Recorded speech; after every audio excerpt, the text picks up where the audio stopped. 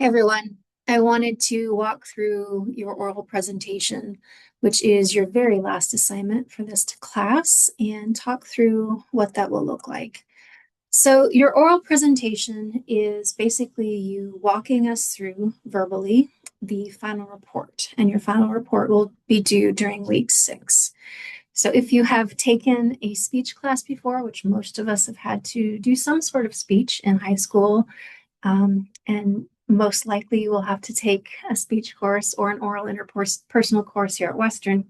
Public speaking is something that many of us fear, but the nice thing about this particular assignment for you in an online course is that you can do what I'm doing now. So you set up a camera and you speak to the camera. And so you are basically going to be walking us through the findings of your final report. As with all things that we've done in this tech reporting class, we are always thinking about who our audience is. So as you put together your presentation, and that will likely be done in something like this slide deck, which I have used PowerPoint for, you want to imagine that you are addressing the audience whom you're sending your report to. So for instance, you might be sending it to a specific person or group or agency or organization. So in the sample that I gave you from previous students, I have one student named Elena who was proposing a speed bump be installed on her road, and she was sending hers to the city in which she lives. So she was addressing it to the people in charge of the roads. So you want to think about who you would be sending your final report to, and that is essentially your first audience. Your other audience members would be me, your instructor, and your classmates. So you are trying to think about all three of those entities and what they need and what they want from you. So you are going to share the results of your final report. You are showing us by having a visual through your slide deck, and you are walking us through it verbally so that we are all on the same page with you. The final report, remember, is the project of your choosing. You started with a proposal, so that was the pitch essentially of how you're going to solve or lessen a problem. And then your final report is the more detailed, more researched version of that solution. And you are taking chunks or sections and putting in your slideshow. So the template that I've given you for that final report includes different sections like the need and implementation. And you can certainly use those categories or sections to create specific slides for your final oral report. So the purpose of all oral reports is much as it is with all types of communication. So you can either be simply informing us of something. This might be something like what I'm doing now is teaching about something.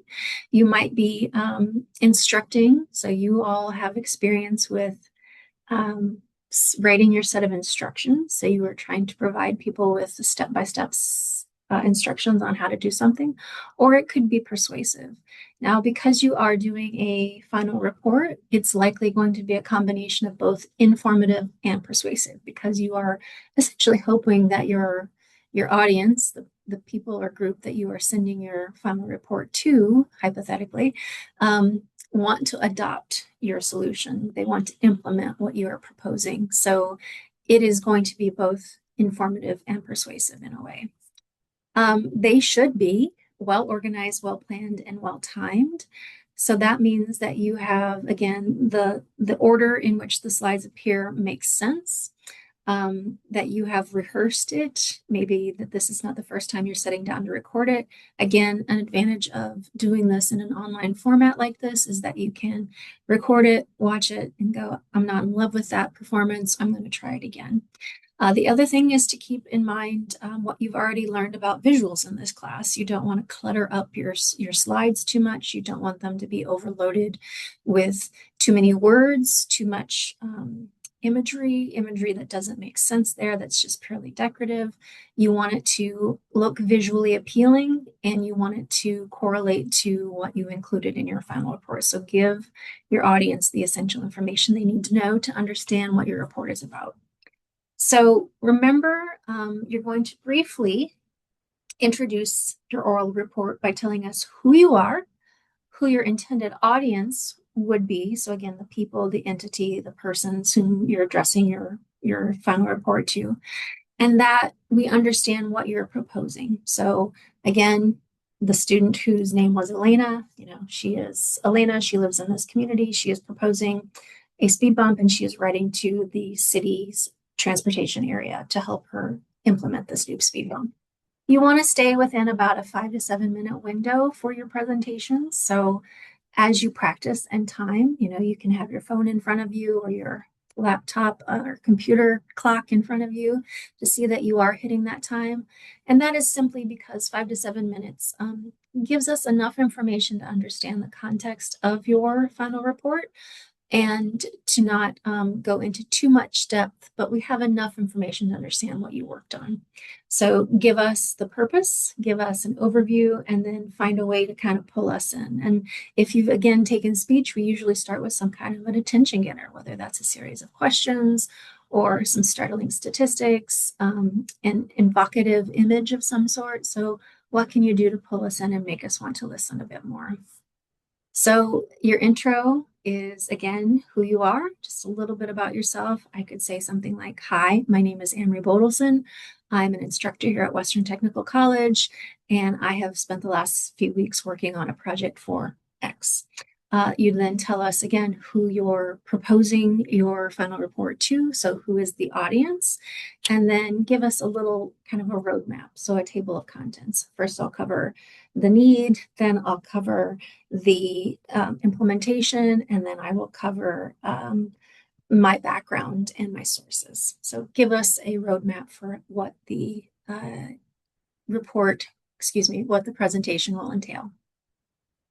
So use at least one visual, preferably a slide deck such as this one. Again, I'm using PowerPoint, but a program like Prezi works. There are others out there too, whichever one you're most comfortable with. If you are using something from Apple or Google, just making sure that your file formats are those that I can open and your classmates can see. Again, discuss the key elements of your visuals. If you have a graphic that is on the screen, especially one that might be hard to see, walk us through what it is about. Talk to us about percentages, statistics, reference it rather than just letting it sit and do the work itself. If there are terms or lingo, acronyms that your audience might not all know, explain those to us. Oftentimes when we get really entrenched in topics and research that we're really into, we forget that our audience is not necessarily as well versed on a topic as we are. So making sure you define terms for us, that we know what things are as you walk through them, and use spoken headings. So you're using your headings in your technical reporting work. You are clearly labeling things and you have categories. Use those as you walk us through your presentations as well. So practice is always a good way to help lessen the nerves. You're not going to completely get rid of them, but the more we've rehearsed something aloud, the more we've gone over it in our minds, we start to create those pathways in our brains where we know where we're going next. And you will have your slides in front of you to reference if you get a little bit stuck. You can have notes in front of you. I ask that you don't read it entirely to us just because that's less engaging with your audience and we tend to tune out when that's happening. So know it well enough that you can talk kind of casually about it with us, but that know that you have your information in front of you so that you're not winging it. You're not just having to memorize or read everything word for word. And, if we were in person, which I've taught this class in person, I usually try to allow the class time to ask questions of each other. It is a good idea if you are ever asked to do something like this in the workplace or in your personal life, that you kind of anticipate what some questions might be, prepare your answer to them, and then be prepared to answer them from the audience. And it's always okay to say, "I don't know. I did not research that particular component. I'll get back to you," or "That's a great question. What do you think?" It's okay to say no. It's better to say no, "I don't know," than it is to fake an answer because we can easily find that out. But just being prepared Again, if you were doing this in person, you'd want to be able to answer questions that people might have. As you prepare, again, practice as much as you can. You might want to set up an outline of some sort. So even though you'll have your slides in front of you, presumably on the screen, you can have something printed out in front of you too. Practice and practice in front of a camera or a mirror or a friend or a pet. The more you actually say it out loud, again, the more it will stick with you. Reading it silently to yourself doesn't tend to help as much as actually verbalizing it aloud. You can, again, set up some cue cards. Watch yourself on camera to see if there are things that you're doing that you don't want to be doing. When I teach speech, oftentimes students will get up in front of the class and like click a pen and not even realize they're clicking it. So making sure that you're not surrounded by distractions, you don't have music on in the background, that you don't have a television blaring in the background, that we can easily see you, easily hear you, that there's not a lot of distractions, you don't have pets or children, getting in front of your camera. And if that happens, then you want to record again. Strive to make as much eye contact with your audience as you can. Right now, I'm staring at a little tiny dot at the top of my computer here at work. It feels weird, but I know that behind the screen, the end audience will be you, the student. So I want to talk to my audience. I want to feel as though I'm connecting with my audience. And we live in the age of YouTube and influencers, and they're well versed in how to do this. So rather than looking at yourself on the screen or looking down at your notes, try, even though, again, we're in an online format, to make that conscious effort to connect with your audience through eye contact. Eye contact is important in order to convey confidence in our topic and a connection with the audience. And remember that we're all human and we slip up sometimes. I have done it already in this short video I'm filming. It's normal, it's human. We actually tend to trust people who make a few mistakes than people who are absolutely perfect and seemingly robotic. So do your best. If you want to record and re-record, that's okay. But don't strive for perfection. We want the authentic you. We want to hear your solutions and your ideas. So timing is important. The other thing I have to say about that is that I teach this usually in a face-to-face format. And in that format, we usually only have 2 hours and 25 students to get through. So that's one of the reasons for the time limit. And that applies to everything from school to work. We all have to fit our presentations within a time. But strive for 5 to 7. Make sure that we can hear you easily. Make sure that we can see you well. Try to be aware of not speaking too quickly, because the faster you speak, the harder it is to understand, but also not speaking so slowly that we start to lose interest. You don't have to dress up fantastically, but put something on that makes you feel confident. Avoid wearing hats, please, so that we can see your eyes and know what you're doing with your gestures. Some people tend to gesture more. I am a gesticulator. I'm a person who uses my hand, but at the same time, when I'm doing a more formal presentation, I try to minimize that a bit. We also all use some verbal clutter, some ums, some ohs, some likes, some so's. It's okay. Trying to get rid of most of them, but again, some of them are okay, and we do tend to trust people more who have some.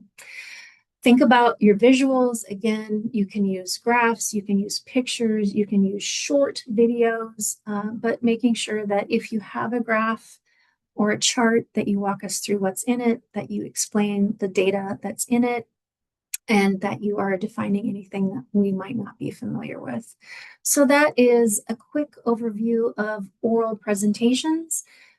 You get to decide the software you use to record these. I'm doing this on Zoom because I have a free campus account, and you might as well through your Outlook.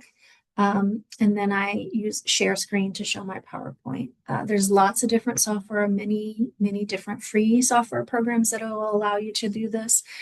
And you can sign up for one and cancel it after you've performed this too. That's fine.